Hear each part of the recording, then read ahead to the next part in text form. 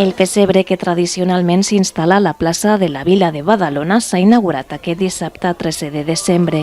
És, com cada any, obra de la Carme Aiza, enguany ambientat en un poble acolorit, amb terrats plens de vida. És un poble amb molts terrats, amb riu, un poble molt acolorit, amb molta revestesa i molta gent amunt i avall. Aquest any hi ha molts terrats. Cada any miro de fer-ho que es vegi molt diferent de l'any anterior. L'any anterior era un poble de muntanya, moltes teulades, tot nevat. Aquest any és molt alegre, molt de color, diferent. Durant la seva inauguració s'ha comptat amb una cantada de Nadal a càrrec d'una formació de les corals de diferents escoles.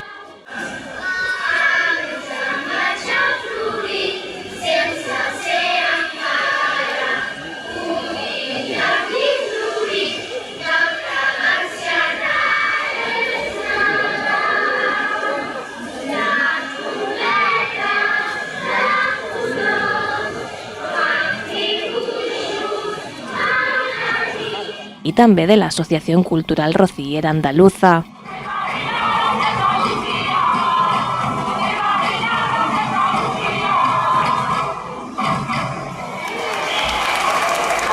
El pessebre es podrà veure a la plaça de la Vila fins dimarts 6 de gener de 2015.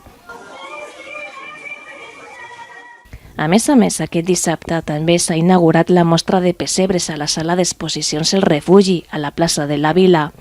Diorames que il·lustren les representacions més tradicionals dels pessebres en diferents paisatges. Dic que enguany nosaltres hem batut un rècord. Mai s'havien exposat en aquesta sala 26 diorames. Penso que aquest any és un dels anys en què podem dir que hem tocat sostre, tant pel que fa a la qualitat com a la quantitat i sobretot la varietat. Em sembla que hi ha un pessebre fet de cartolina que en parlarem després, i els 4 de Badalona. L'exposició d'enguany l'hem volgut dedicar a la figura d'en Joan Comas.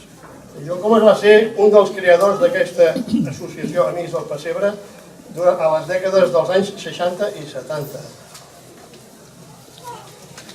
Posseïa un gran talent artístic, com podreu comprovar en les dues obres que d'ell s'exposen. Un retaule de fusta tallada de l'any 1969 i un diorama amb figures de cartolina, que us he parlat abans, creades per ell i datades entre els anys 69 i 70. Com cada any hi ha diorames de Badalona i també d'altres indrets de Catalunya i alguns d'allò més especials.